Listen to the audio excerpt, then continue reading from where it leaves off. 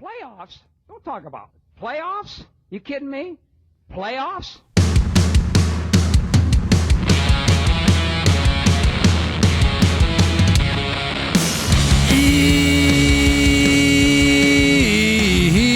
Yeah, NBA Straya, how are you going? How you going? I hope you're all right. You should be, because it's Friday, TGIF, am I right? April 26th, I am your host, James Clements. You can see me on the AFL Today Show, the official AFL Supercoach podcast, Fox Sports Lab NBA, all that good stuff here in Larry Armour Studios. Tell you what, old mate's warmed it up in here. Jeez, had the heater on. Either she was farting up a storm.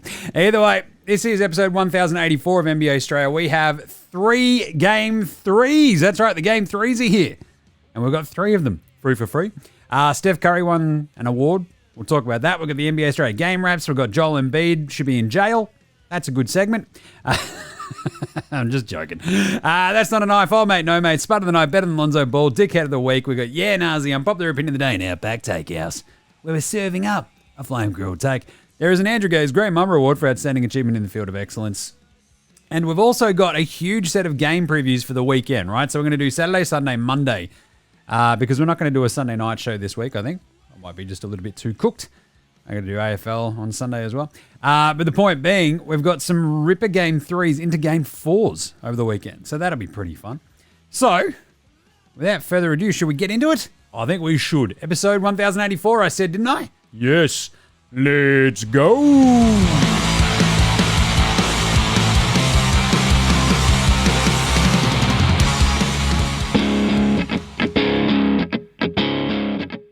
G'day, this is Andrew Gaze, and you're listening and watching NBA Straya.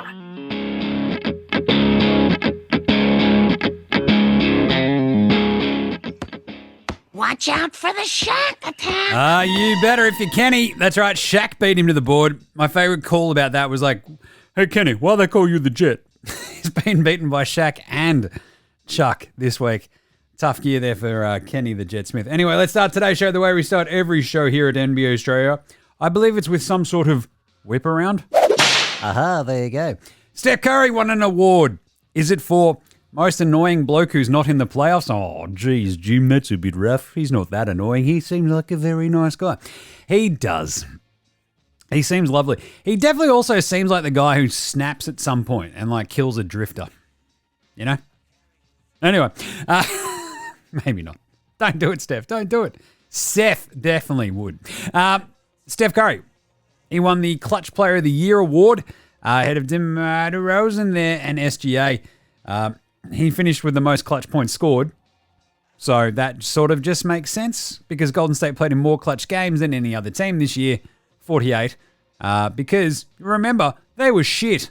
That's right. They were 10th. That's not very good. I don't know what to tell you. It's like, oh, why are we in clutch games all of a sudden? Because you keep fucking losing them. He's like, but I scored lots of points. Okay, great. Did you win the games? Oh, no. Okay, good job. He got 45 first place votes. DeMar got 34. SJ got 11. So the total points, 298 to 272 to 160 out of the top 3. Pretty cool. Good job. I also love that Dame got 1 third place vote. Jalen Williams got a 1 third place vote. Like, what are we doing? Luka got a first place vote. It's like, all right, cool. Anyway, good job, everybody. Other little bits of news. Chris Middleton, he's questionable for Game 3 for the Milwaukee Bucks. That's not good news. It's not Algonquin for the good land, I'll tell you that much. He sprained his right ankle, so it kept him from practicing today and keeps his status for Game 3 in Indy tomorrow up in the air. The Bucks obviously don't have Giannis, so this could be a real kick in the dick. Speaking of kicks in the dick, Joel Embiid. That's right, he kicked a bloke in the loaf today. But Embiid has Bell's palsy? What the hell, man? So Woj, after the game today, where Embiid scored 50, also tried to kill Mitch Robinson and kicked him in the dick. He's being treated for a mild case of Bell's palsy for the past week. So it began during the play-in over the game that they won over Miami. He wanted to keep it private to avoid distractions for his team. Too bad now, I guess. Thanks, Woj. Now everyone's going to be like, hey, what's going on with your Bell's palsy, Joel? And he's like, fuck. I shouldn't have told anybody. Anyway, but the Sixers as well. You might remember their were whinging. They did not file an official protest the other day after Game 2, which was hilarious. They expressed their concerns to the league regarding officiating, but there was no official protest. Amazing. So they had a sook, threatened to sook even more, and then went, oh, well, guess we won't do anything about it. Good job, everybody. There was a great little stat that got thrown at me as well.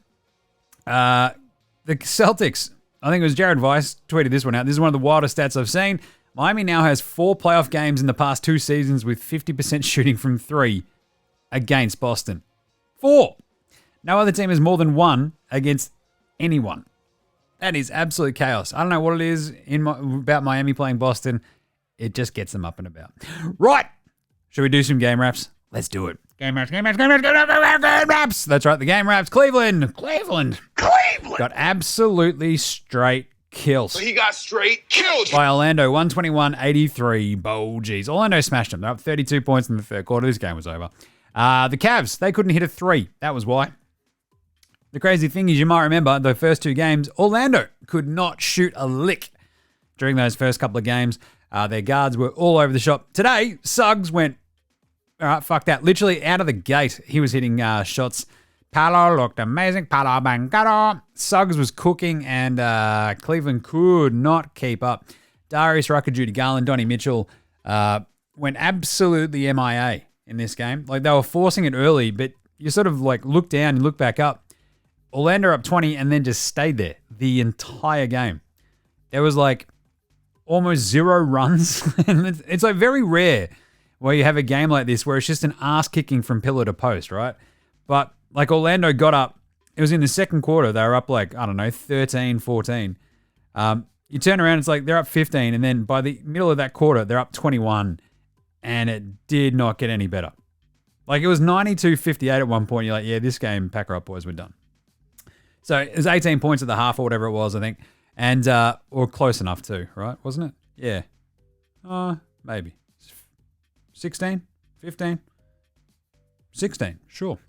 But still, this was just an ass whipping because Paolo was incredible. So last time the Magic won a home playoff game, Derrick Rose won the MVP. Dwight Howard was the Defensive Player of the Year. Dirk Nowitzki won the Finals MVP. And Paolo Banchero was 8 years old.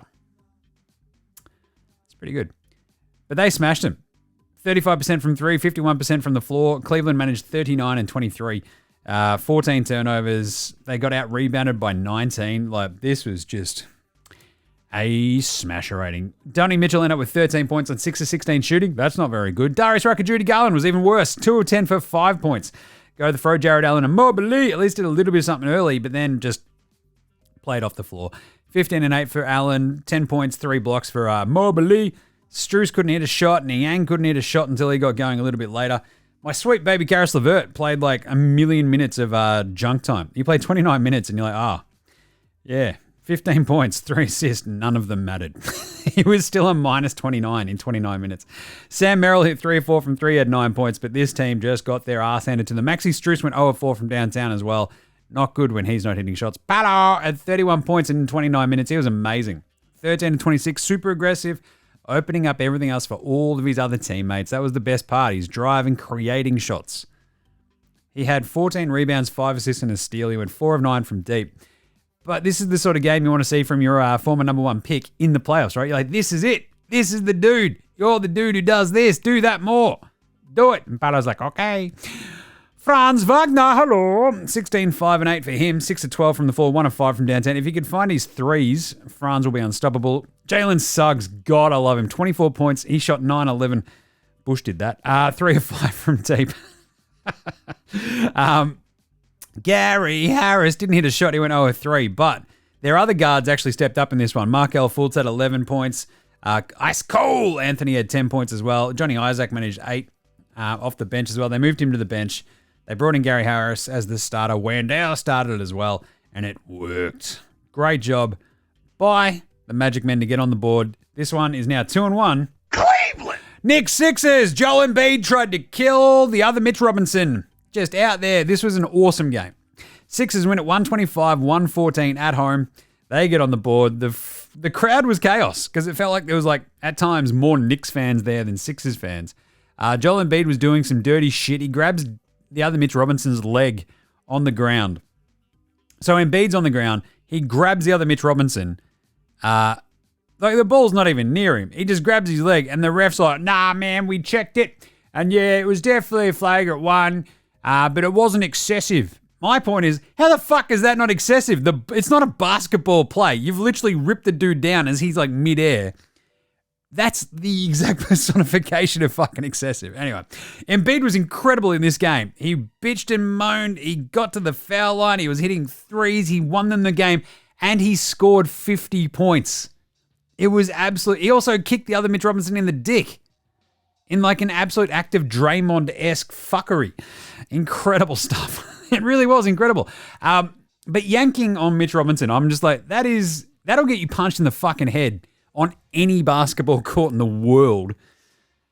And if it had been the other Mitch Robinson doing that to Joel Embiid, who knows what the Sixers would have done.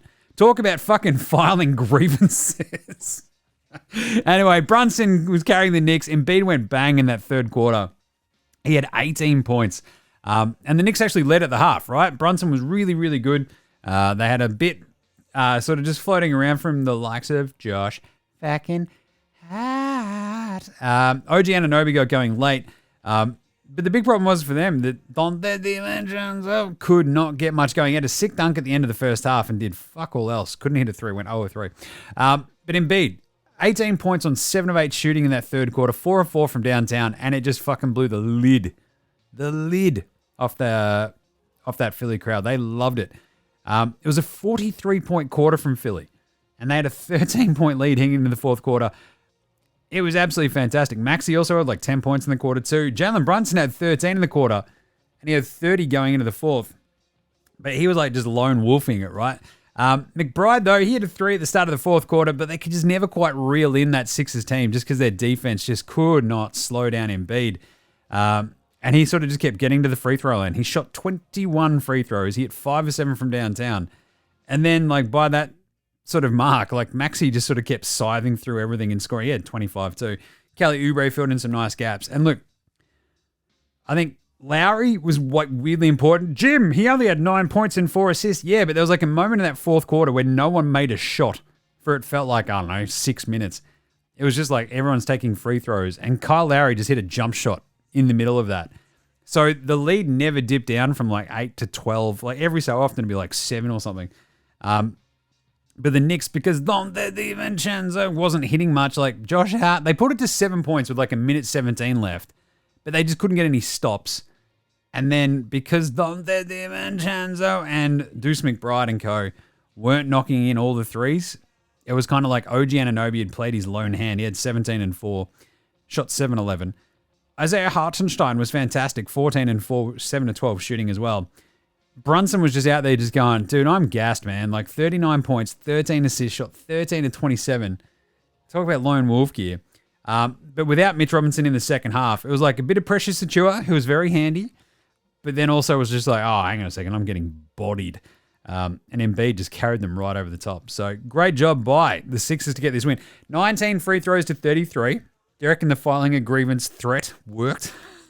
But the Knicks only went 13 of 30 from downtown. That was the biggest thing, right? Like, without even chance of Bojan hurt himself as well.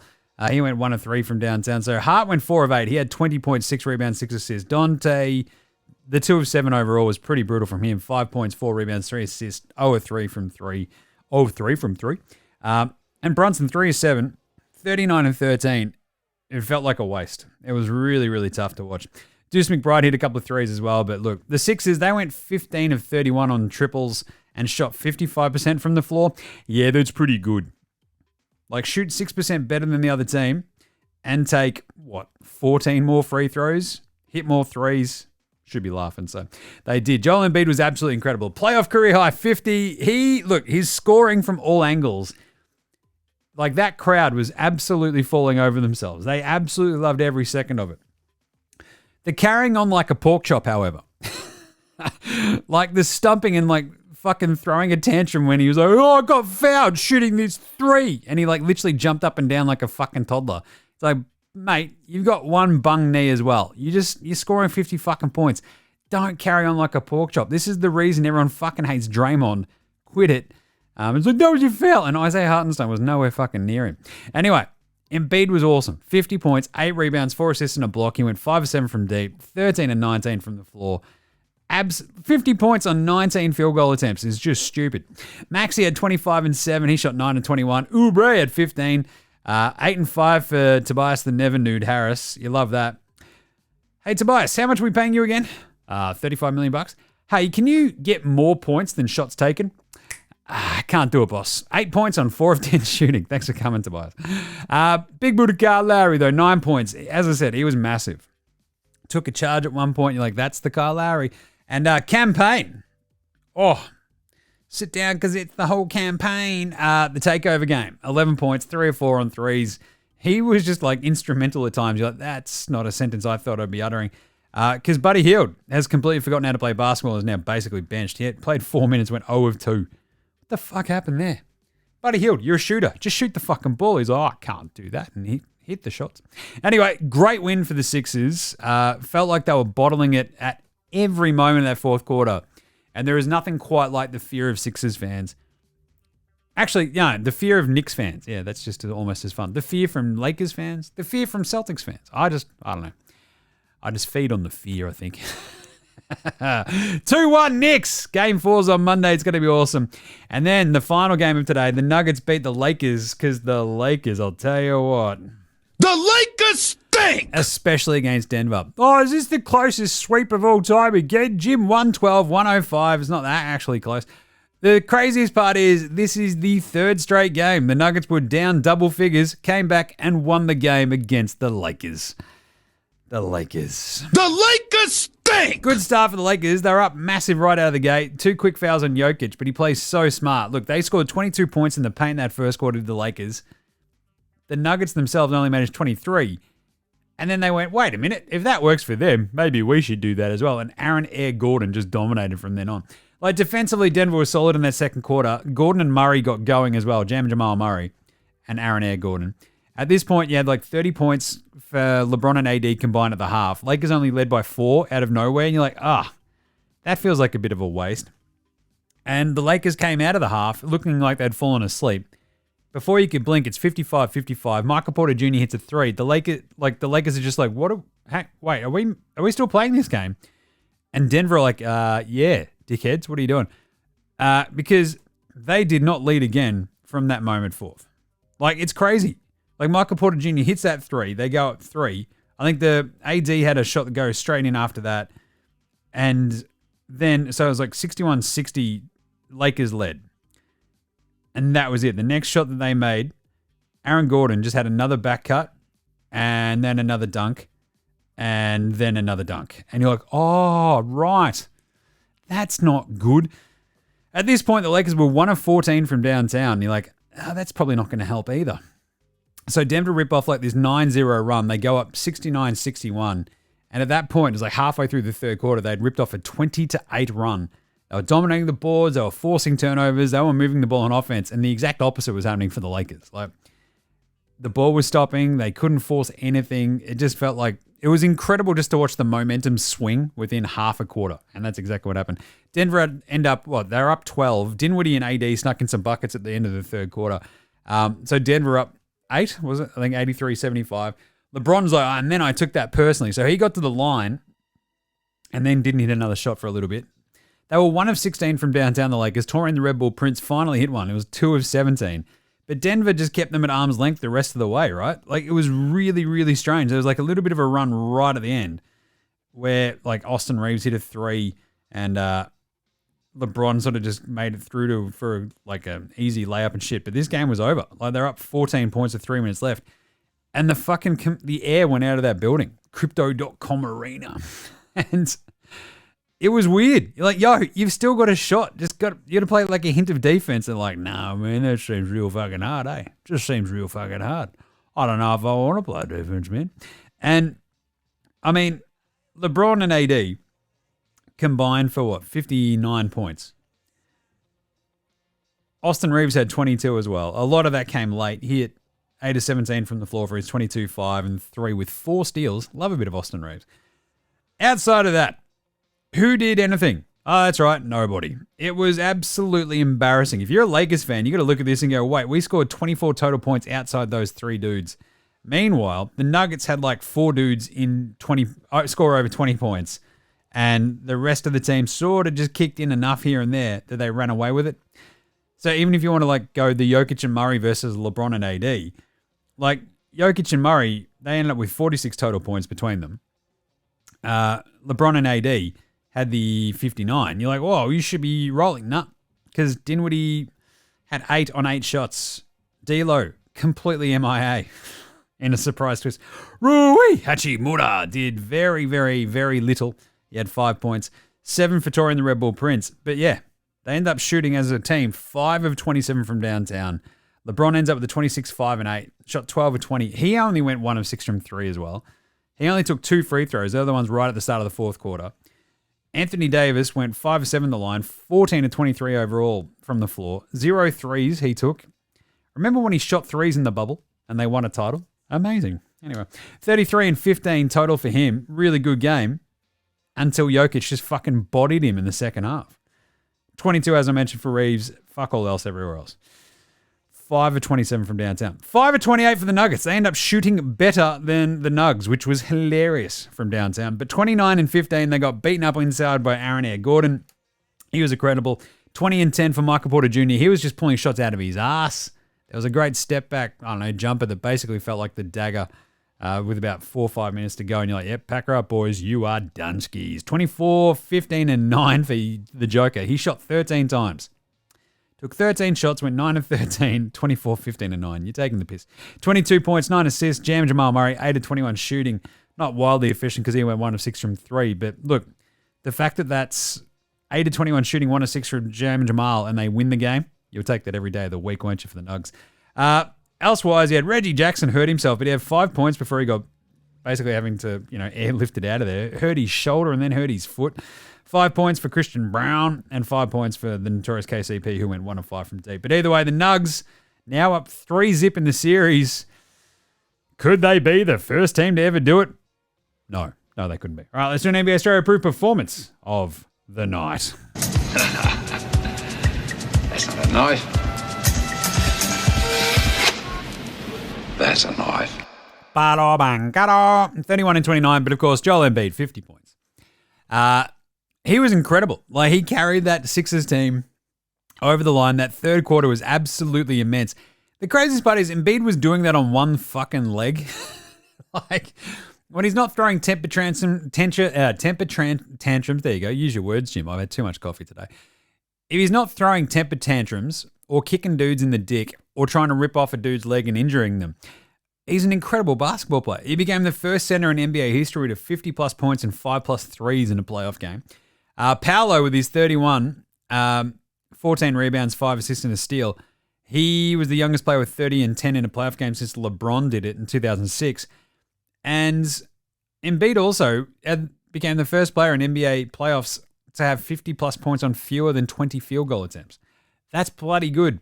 The craziest part was Aaron Air Gordon was almost as good. 29, 15, and 3. 12 of 18 shooting. He was fantastic. He was the guy who just sort of kept it all rolling for the Nuggets, right? Like, just when the Lakers were sort of like, oh, man, we could probably push out this lead. And he's like, just let me do a little bit of a back cut. While the Lakers space out and Anthony Davis is, out there going, I'm the greatest defensive player ever. And then Aaron Air Gordon drops 29 on your head. Joker drops a 24, 15, and 9. It's pretty good. Pretty great defense, I must say, from an incredible defensive player, Anthony Davis. Self-anointed. He's just like Karl Anthony Towns. I'm the greatest shooting big man of all time. All right, dickhead. Never heard of Dirk Nowitzki, eh? All right, who was Spud of the night? Spud. It was D'Lo. Yes, D'Lo. Oh, I've been dominating the season all year, so for me to have a game off when everyone's watching, of course it's going to be magnified. You see what I did the second game. I'm looking forward to do it in the third game. D'Lo, going to have to eat some words there, buddy. 24 minutes, 0 points, 0 of 7 from the floor, 0 of 6 from 3, 3 rebounds, 2 assists, a steal, a block, 1 turnover, and a -6. That is some Spud-worthy shit. You hate to see it from D'Lo as well. Darius Rucker, Judy Garland went 2 of 10 as well for his 5 points. That is just je brutal. Justin Holiday was 0 of 4. but no one is touching that 0 of 7 from D-Lo today for the spud of the night. Absolutely walked it in. I'm just so proud of him. Just so proud of him. Who's old mate, no mates? Old mate, no mates. Old mate, no mates. Old mate, no mates. Old mate, no mates. Old mate, no mates. Old mate, no mates. Who's got no mates today? We've got a couple. Kelly Oubre just keeps getting into accidents. He crashed his Lambo. He's got a Lamborghini, does Kelly Oubre. If there was a person on earth, I'd be like, hey, who should I entrust this Lambo to? Kelly Oubre is going to be pretty fucking low on that list. He crashed it after they beat the Knicks in Game 2, right? Oh, no. After they lost the Knicks, rather, in Game 2, of course. Because he's on the Sixers, Jim. Pay attention. In Philly, the police said that Oubre disregarded a red traffic signal and ran into another car. Nobody was injured in the collision, but, yeah, written off his Lambo. You hate to see it. Also, at some point, you're just going to go, just get a fucking Uber. Oh, but I want to drive my Lambo. I don't know. Don't drive your Lambo at 1:45 on a Tuesday morning. Breathos, just saying. What are you doing, mate? What are you doing? We also had a really good one where Anthony Davis, they did the old straw poll of 132 NBA players. And Anthony Davis reckons he's the best defensive player in the league. Not according to 132 of his peers who didn't have him in the top 10. That is some definite old mate, no mates vibes. Just maybe because he's a weird looking dude. Just saying. What about pantsing of the evening? Jalen Suggs, that is a pantsing for Cleveland, right? You're up to put them up 32 after a steal. He just had this sick windmill. DiVincenzo had the really good dunk at that half, but I mean, they ended up going on to lose that game. But the Suggs, like, that is such a pantsing. It's like, you can't catch me. Also, we're now up 32. And look at this sick windmill dunk I'm doing on your ass. Bang. Speaking of which... Lonzo was the best player in high school. He was the best player in college. You think he'll get to the pros and be like, I made it to the pros, now I can be average. We're coming for everybody. Coming for everybody. Jalen Suggs was coming for your neck today. 28 minutes. He had 24 points. Was a plus 25. Shot 9-11. Love that. 3 of 5. Well, I don't love 9-11. I'm just saying he shot very well. He's very efficient. 100% disavow 9-11. 3 of 5 from 3. 3 of 3 at the line. 4 rebounds, 3 assists, 2 steals, and a block. That is an incredible game. But my favorite thing about Suggs, and I don't know how many people were watching that Cleveland-Orlando game, right? But he came out with such just a fucking fire. He's like, we've been shit these first 2 games. We're now at home. Let's get these guys up and about. He and Paolo fucking put Cleveland to the sword, somewhat ironically for Cavaliers, right away. And they just could not clamber back into that game. Suggs was fantastic and easily better than Lonzo Ball. But the cool thing is, where are we? Oh, that's right. We are in the Larry Armour Studios. What does that mean? Oh, my God. It's everyone's favorite segment. Let's do the bloody thing.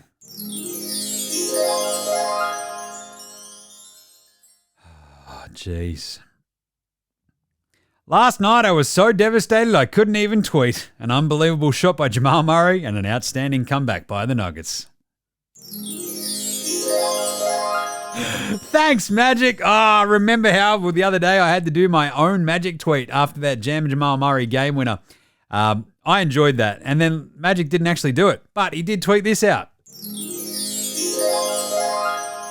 The Lakers have nobody to blame but themselves. They did everything they were supposed to do but win the game. AD and LeBron both did their part. They got some scoring help from Russell, and they still lost. Thanks, Magic. I love that one. But this is a pretty good one. He's also all about a bit of the old NFL because he's, remember, a part owner of the Washington Commanders. I'm so thrilled and excited to welcome Jaden Daniels to the Commanders family. I'm looking forward to all the wins we will celebrate this season and years to come with you as our leader. I know you'll lead our franchise not only as our quarterback, but also in the locker room and the DMV community at JD_5. What do we say? Thanks, Magic. Now, he's not tweeted again about today's Laker loss. He was at the game. So at halftime, they did like a thing celebrating Michael Cooper, which is very cool. They rolled out Kareem Abdul-Jabbar. It's great to see the Cap out there still kicking along. They had obviously James Worthy, Kurt Rambis, obviously Magic, Coop, a couple of other folks. Love that. And it's like celebrating Michael Cooper, the unheralded dude on the Showtime Lakers. And Magic was out there, like, to say, without you, this doesn't happen, and no, it's all good. And then the Lakers lost. So, should we take a stab at saying what the Magic tweet of the week, today will be after this Lakers lost? After his Lakers lost? Let's do it. Another tough loss for my Lakers. This one was a heartbreaker. LeBron and Anthony Davis and Austin Reeves did their absolute best to keep us in it, but the Denver Nuggets were just too good, especially Aaron Air Gordon, who you might not use that, who had a game-winning 29 points, 15 rebounds, 3 assists, and Nikola Jokic, who had 24 points, 15 rebounds, and 9 assists, and Jamal Murray, who had 22 points, 5 rebounds, and 9 assists. They were just too good. Hopefully, we can become the first team to come back from 0-3 down in a series. What do we say? Thanks, Magic. All right, finally, Dickhead of the Week. Dickhead of the Week. It's going to be Joel Embiid. He should have, been kicked out of that game for trying to hurt Mitch Robinson. He should have been kicked into the Delaware fucking River being a dickhead, and then he should have been booted as well for kicking him in the dick. Like, it's part of his natural shooting action. How about you stay on your feet, Joel? How he manages to fall over. You're 7'40". How can you not take a simple jump shot without fucking falling over with zero contact? What the hell? But anyway, the point being, of course, that, like, ripped down approach to Mitch Robinson. Like, when he's above you, he hurts his ankle on that, does Mitch Robinson. And Embiid, like, I'm still just confused as to how the refs were like, it wasn't excessive. He's reached up to trip a dude on purpose, grabbed his leg when the ball was fucking nowhere near him. What are we doing here? Excessive. Anyway, Embiid, for that dog act, and then for the kicking in the dickhead of the week. But what a game. 50 points overall. Absolute legendary shit. He is a man of multitudes, is our man Embiid. I love it. All right, let's do some yeah-nahs right after this. This is Cam Glidden. This is Anthony Drimmick. This is Mitch McCarron. This is Jason Kadee. This is Darryl McDonald. Hey guys, this is Hugh Greenwood. Yo, what's going on? This is Ellie. This is Mark Worthington, or commonly known as Wortho, and you're listening to NBA Straya. You're listening to NBA Straya. And you're listening to NBA Straya. And you're listening to NBA Straya. And you're listening to NBA Straya. And you're listening to NBA Straya. And you're listening to NBA Straya. And you're listening to NBA Straya.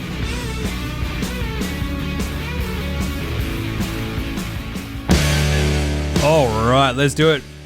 NBA Straya, yeah, now it's brought to you by the NBA Straya shop. Get your merch. Demo.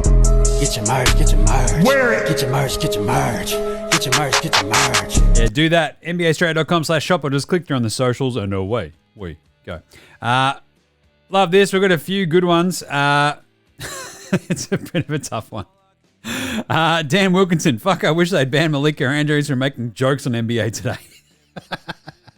They're not even close to dad jokes. Yeah, nah. She is very, very polished, is Malika Andrews. She's also painfully unfunny. I mean, so am I, but still, it all works. Dan Drosher. D'Lo not in the Lakers huddle at this one. The real D'Lo has stood up in these playoffs. Yeah, nah, his off-season trade finally got finalized during the fourth quarter.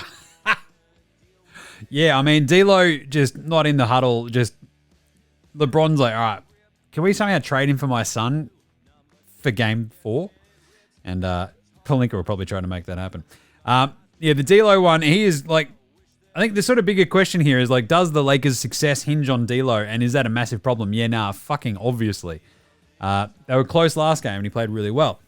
He played like dog shit today, and they got smashed. Should they have traded him during the trade period in the middle of the season when he was actually playing out his ass? Yeah, nah, yes, it's D'Lo. How many times? He can't keep getting away with this. Verbal meme. Like, we're all trying to find the guy who did this, says Rob Pelinka. But D'Lo, it's always this way. It's always this way. He'll have a great patch. Like, this guy looks like one of the fucking best point guards in the NBA. The perfect compliments at LeBron and AD. And when the going gets fucking tough, guess what happens? He falls apart and plays like shit. You've got to, like, at one point in, like, the first week of February, you're going to go, hey, everybody, look how good D'Lo's playing. It's fantastic. Oh, geez, you could probably use him on your team, couldn't you? And they completely cooked it once more. Will that cost them LeBron James. Yeah, no. Probably not. Not with his extension. Still, if LeBron was serious about winning more titles, he'd be just looking at this team going, oh, yeah, fucking two sweeps in 2 years, eh? It should be rough. I might have to get out of here. I like LA, but maybe I'll go draw the Clippers. All right, Sixers, Knicks. Is this going 7? Yeah, nah. I mean, yeah, it should. Will it? One of these teams is definitely going to bottle it, and it's going to be fucking hilarious. Whether it's the Sixers or the Knicks, like the Knicks being up 2-0 and then like losing 4 straight would be genuinely the funniest fucking thing. The Sixers winning one and getting their fans' hopes back up is also pretty fucking funny if they then lost the next 2. I tip the Knicks in 6. I still think they can do that in 6, no problems. Today was like, 50 points from Embiid. Nobody else on that Knicks team hit a fucking shot, it felt like. Josh Hart obviously stepped up a little bit. OG stepped up late, but it was too little too late. Thing is, Philly, if they get this out of Embiid a couple more times, they could fucking easily win this series. So it is hilarious. So I think one team will bottle it, and I feel like it'll be either team wins in 6, but I'd love this to go 7, just saying. It is like, it's so entertaining. It's absolute chaos. And then finally, can the Magic actually get back into this series? Yeah. A playoff series doesn't start till someone loses at home. Well, that's wrong because the series has started with the first game. And the series could easily just not start if it went to 7 and the home team won each game. So you see how that is fraught with our possibility. Thing is, Orlando are the best team in the NBA at home against the line, at least 29-13. The Cavs did look fucking horrible for like 2 months. So if Orlando's D can actually play pretty bloody solidly like they did today and just take Garland and Mitchell right out of it, and they shoot okay, yeah, they're right in that series. As long as they win game 4, go back to Cleveland. It's a 3-game series out of nowhere, and you can definitely trust Orlando's like defense to step up and just snag one. But they could also fuck one up too, so it's not hard. What do we got from Scotty Baxter? Oh, I love that everybody's just sent, what a spud, yep. Everybody's just sending me D-Lo memes at this point, which is, look, I'm here to be your D-Lo. Look, just feed me. Like fucking Homer with the donut machine. Feed me all of your D-Lo memes. Love it. The one with him shitting his pants the other day was incredible. After he promised the Lakers would win, he went for 0 points. I absolutely love this. It's so good. And Matty O has said, lucky he was so clutch, otherwise they don't make the playoffs. In regards to Steph Curry, that's fucking funny. Yeah, geez, they would have struggled to make the playoffs if he wasn't so clutch. Oh, they didn't make them anyway. You hate to see it. That's a good one. Not bad, Matty O. Not bad. Right. Sick. Let's do an unpopular opinion of the day. Why not? Why not, he says. Now look at me, please. Look at me. Look at me. Look at me. So, speaking of which, Steph wins Clutch Player of the Year. I feel like we should maybe hone in on, look, I understand the clutch idea, right? Some points scored when it's like within a specific amount of points in the game in the last few minutes of a game, right? By the same token, maybe that's also a bit fraught because it sort of leaves the door open for someone like, I don't know, a shit Warriors team to be getting their ass kicked time and time again.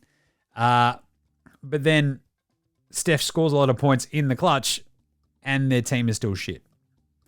Like, I still kind of think SGA or DeMar DeRozan, because like the Bulls kept fucking winning those chaos games, which is weird. SGA and OKC did as well. So it was the final 5 minutes of a game and stuff, you know, as long as the game is within a 5-point margin. Like, I feel like the wins should also count a little bit towards that. I've got a feeling the wins for the actual Warriors weren't too bad though, so I might actually just talking out my ass. No surprises there, Jim. Nah, you're not wrong.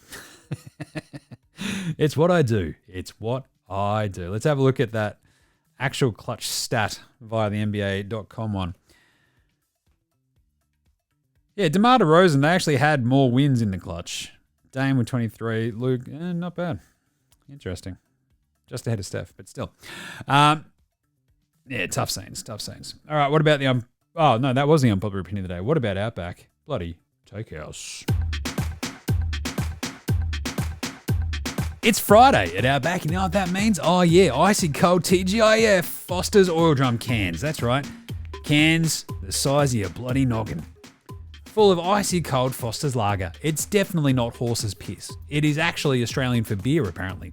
Even though no actual Australian has ever tasted Foster's since 1997. Still, get 4 for 1 only at Outback. And today's flame grilled take is: if Steph Curry is serious about winning another title, he should force a trade to OKC. Bigger brain. If LeBron James is serious about getting another title, he should ask OKC to use one of their $1 million draft picks to draft Bronny James and then go win another title in OKC. Galaxy brain. If Kevin Durant wants to be remembered as an actual not snake, an absolute NBA legend, Kevin Durant should demand a trade to OKC to go win another title. And then we'll all actually look at him fondly with his awesome book-ended NBA career. And then he should move him to Seattle, only at Outback. To be honest, he should actually go start the new Seattle franchise and win a title with them like the Vegas Knights did, right? Very, very quickly in their first couple of years. I think he might be a little bit too old. But yeah, KD going back to OKC. Like, is that the only way that Phoenix could get out of this bind of, oh, fuck, we've completely cooked this. KD's old as shit. We've given up every single draft pick we have. And we've got 2 non-point guards, even though Devin Booker is pretty good. But we've got Brad Beal for some reason. And we've got Kevin Durant, who's old as fuck. Hey, OKC, can we just have like a fucking giant bunch of your picks? Just so we can say we've got a fuck ton of picks. And we'll give you Kevin Durant. Who says no? Who says no? All right, very brief Australian player watch. Let's just go straight into it because it's literally just jingles. Right, jingling Joe Ingles today in the Australian player watch. I mean, he didn't do much. He didn't need to because Orlando kicked the fucking shit out of him, mate. 0 of 1 from the floor in his 10 minutes. 1 field goal attempt. That was a 3. He missed it. He did draw a foul early on in his stint there too. 0 points, 3 rebounds, 1 assist, and a +7. So great job by the jingling one. God, I love him. All right, what about an Andrew Gaze Graham Mumba Award for Outstanding Achievement in the Field of Excellence? Andrew Gaze Grey Mumba. Outstanding achievement in excellence. All right, love this. The Joel Embiid 50-point game, as I mentioned, like this is fucking absolutely excellent. Like, it's going to get buried under the dumb fuckery, the loaf kicking, the hurting of Mitch Robinson, but the 50 points. To be seriously the first player in NBA playoff history to have 50 points on fewer than 20 field goal attempts is fucking insane. That is quite literally the definition of excellence. The 21 free throw attempts, the 5 of 7 from 3, the 3 of 19 field goals, 50 points, a playoff career high. That is fucking excellence. Great job. Now, can you not kick people in the dick? It's not hard. Oh, it's a natural shooting motion. I don't know if you're 7'4" and you're throwing yourself backwards every time you shoot a fucking basketball and then flail your leg into the dick of Mitch Robinson is actually natural shooting motion, but I'll believe it when I believe Draymond. Eric Spoelstra is the other excellence award. He's 10-3 now in game 2s after losing game 1. So the Heaters beat Boston yesterday and 10-3 in game 2s after losing game 1 is sick. He's also 4-1 in his last game 3s. Last 5 game 3s. He's 4-1. Watch out, Boston? Question mark? Question mark? All right, let's do a Paddy Mills Game Day Baller Game Day Twitter check-in, a.k.a. Jimmy looks at his phone and sees what Paddy's been up to. Paddy did just do actually a update. Oh, there's Jock. What's Jock saying? Paris Olympics, here we come. He's on the running track. That's pretty good. Don't mind that. Paddy did have some. Where'd they go? Jim, have you just been looking at all the Paddy ones anyway and they've disappeared again? Yes. There he is. Miami. Oh, that's right. He had the see you at the bottom. No limit hero. To Tyler, there goes my hero. Everyone high-fiving him as he walks back in. There's Paddy listening to Spud. That's the best playmaking you've ever done, he says to Tyler Hero. Paddy's clapping along. Swishes followed by silence. Oh, Paddy Mills. Retweeting out the Heat, trolling the Boston fans. Love that. And Baller Pat. Just a picture of him in his Kasubi gear. Not bloody bad. Go check out his IGs. Right, we actually have a slather of the game previews, and I've dug in a little bit deeper for you for the weekend. Because we are doing the live videos each morning, basically. I probably won't do them on the weekend. I'll probably try to do one on Monday, but we've got a bunch of games. We've got some game 3s tomorrow, then we've actually got some game 4s on Sunday, because apparently the NBA just can't figure out how do we do game 3s, and then game 3s, and then game 4s, and split them all up. We're going to have game 4s concurrent with game 3s, because why wouldn't we? Just, if only they had a vice president of common fucking sense, just saying. Tomorrow, though, we have a very early start. It's a 7:30 a.m. Australian Eastern Time start. As Milwaukee to Algonquin for the good land. Will it be the good land tomorrow? Probably not. They play Indy in Indy. The Pacers are 5.5-point favorites. I'm taking Indy in that one. They're 22-17 at home against the spread. But they ran the Bucks out of their own gym in game 2. Their defense has played a lick better, but their offense clicked in, right? And that's exactly what Indy does every so often. Look, we know that the Pacers can throw up a stinker, but they're 26-15 at home overall. The Bucks are 18-22 on the road. Not great with Doc in tow. I just feel like the Pacers can win this one and put up a bit more of a repeat of what we saw in game 2. My big problem for Indy would be game 4, where they start feeling a little bit confident and it all sort of falls apart and the Bucks actually really amp up their defense. So I think my pick there is Indy minus 5.5. Then we have the Clippers at Dallas. This is awesome. What a fun game this is going to be. 10 a.m. tomorrow. Clippers at Dallas. Dallas are 25-16 at home this year against the 20, and then 21-20 against the spread. The Clippers are 26-15 away head-to-head, but only 20-21 against the spread. So I think Dallas win this game. Both Luka and Kyrie are quite statistically better at home. Kyrie by a couple of points. Luka's shooting percentages go up as well.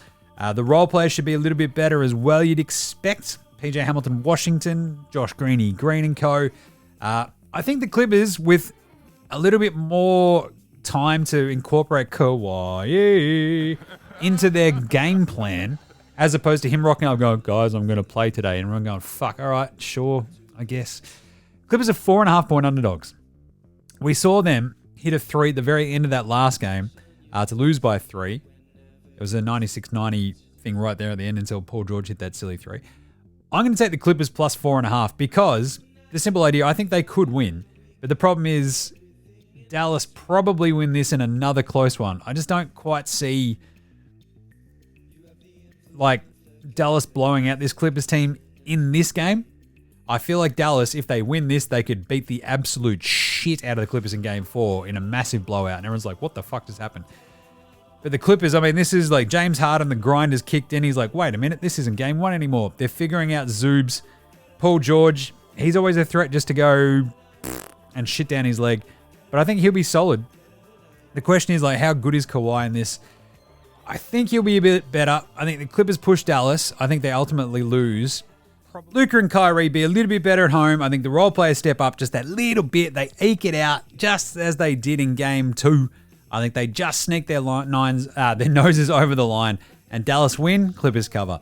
Minnesota Phoenix, the Suns are 4.5-point favorites for game 3. The Wolves have lost 12 of their last 13 road games in the playoffs. That's a lot. The Suns have actually also covered the line 6 straight against Mini at home. So, look, I expect a big Booker game in game 3 of Suns-Wolves. At home, I think Booker will be a little bit better. I think Brad Beal will step up in the... Look, probably no Grayson Allen after he hurt his ankle. So a little bit more Brad Beal. And I think KD sort of fills in the gaps, does his little thing and tries to go, hey, Jaden McDaniels, that's kind of neat that you're really awesome. I'm also really fucking good. Check this out. Ant-Man out there talking his shit, Mike Conley. I just feel like on the road, the Suns will kind of just go, cool, that's neat of you guys. We're very old and we're very experienced. Check this out. Nurk will fill in some gaps as well. And I think the Suns can win this one. They're like 16-24 against the spread at home, but I think they'll be a little bit okay. I think this goes home winners for the first 4 games, Suns-Wolves.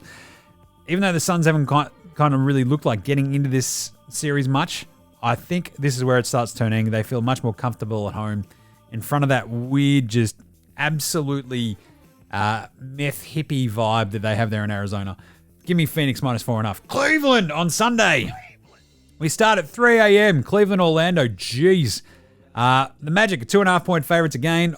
Remember, the Magic are the best team in the NBA against the line at 29-13 at home.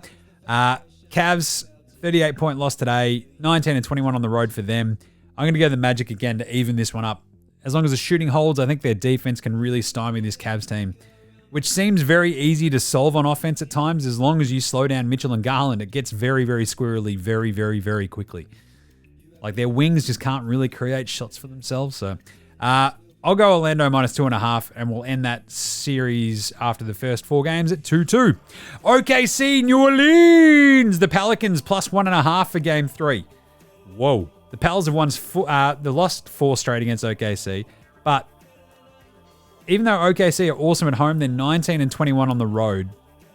Pelicans are 21-21 at home. I think their defense will benefit though, right? Trey Murphy will probably have a big, big game. Hit a bunch of threes. I think the Pelicans can win this. I think their defense just kicks up a notch. OKC just look a little bit rattled on the road for the first time in the playoffs, and I think the Pelicans get this one down. Give me the Pels plus 1.5. And then Boston, Miami, game 3. This is sick.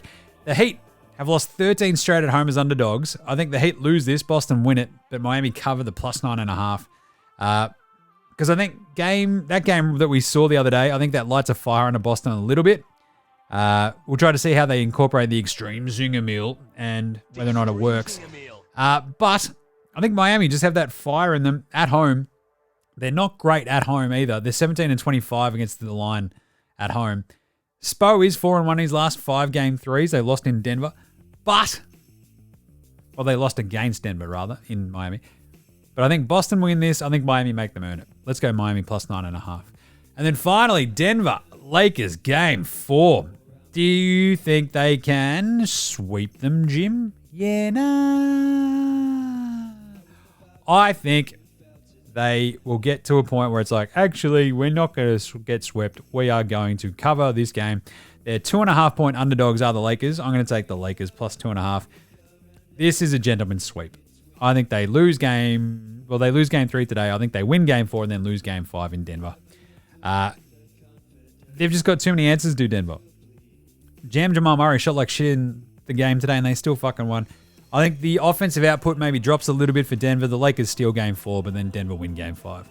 Then we've got games on Monday. The Knicks and the Sixers. We've already got a line for this. The Sixers are 4.5-point favorites at home. I think I'll take the Sixers. I think this, look, I already sort of mentioned this, that someone will shit down their leg a little bit. It might be the Knicks. I think Philly can win this again. So give me Philly minus 4.5 on Monday.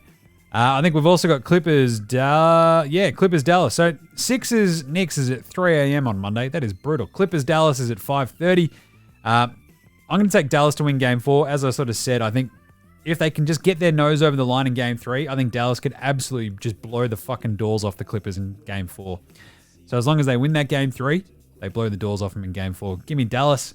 Then we have Milwaukee Indy at 9 a.m. for game 4. I think the Bucks might win that one and even it up. I think I had Indy winning that series 4-3. I think the Pacers win game 3, Bucks win game 4. And then lastly, on Monday morning at 11:30 a.m., we have Minnesota at Phoenix for game 4. As I said, I like Phoenix to win both these games at home. I just think their offense just figures out maybe how to work at home a little bit better against this Minnesota defense. As good as it is, the best in the NBA, but I do feel like KD, Beal, and Booker, sans Grayson Allen, it hurts a little bit, but I think they'll just sort of step up and have their way with that Minnesota defense. And that should be pretty fun. It bloody well better be. I'll tell you what, because that's it for today. We'll be back on Monday, unless I get the hankering to do a show on Sunday night, but I don't think I will, because I've just done 6 shows this week, and it's just a lot. I've also done, Supercoach, 3 AFL Todays, and another thing, and the live stream. I've done 10 shows this week. Bloody hell. And a live stream. Bloody hell. Absolutely brutal. Absolutely brutal. I'm goosed. So we'll do a show on Monday to wrap up that entire weekend, all those game 4s. We'll also have like a video hopefully out as well on the cooked meter. I'm going to build out the cooked meter. That should be pretty fun. So in the meantime, make sure you're following NBA Straya on Twitter, Facey IG, of course. We'll pop up any other tip pick videos that we do on IG and Facey Reels. But of course, get around the AFL Today show. We put a lot of time and effort into the AFL show. If you like your AFL footy, please get around it. Subscribe to it, of course, in your Apple Podcast. Check it out on YouTube. You can watch this one on YouTube. I'm wearing the special bloody Sean Kemp jersey today. The old Sonics one. Can you see it? He lifts it up. Good on me. But there you go. So AFL Today show, NBA Straya. Make sure you're subscribed, rating, reviewing, all that good stuff. Apple Podcast, Spotify, YouTube. You can watch this. I did put this one up on YouTube today, so go check it out. And whatever app you're using on your Android phone to rate and review and star or whatever, help out. Come on. I don't ask for much. We will have an NFL Straya next week as well, wrapping up the NFL draft, which would be kind of cool. And the Cricket Today podcast, the Football Today podcast. Get around them all. NBAstraya.com/shop. Get your merch. And a big thanks always go to From Oslo for the intro and outro song. Check out House Hats, Joshua De Laurentiis, Fascinator, Gold Mines, Ramshackle Army, Iowa, Section Green, and Dozers. For all the tunes you hear throughout the show, smash them all on Bandcamp, Triple J and Earth, Facey, Apple Music, Spotify.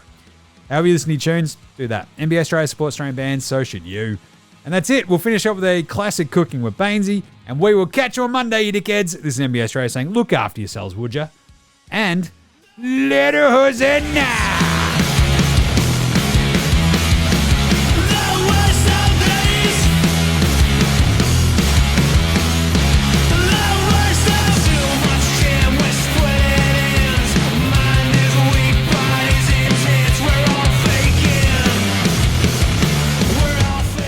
Cooking with Baynesy is filmed in front of a live studio audience.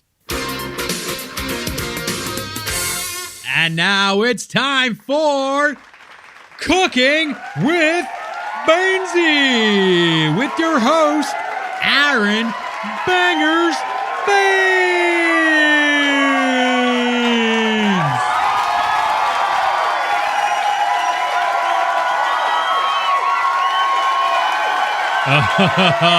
Yes. Oh, thank you very much. Thank you. Oh, look at you over there. Oh, yes.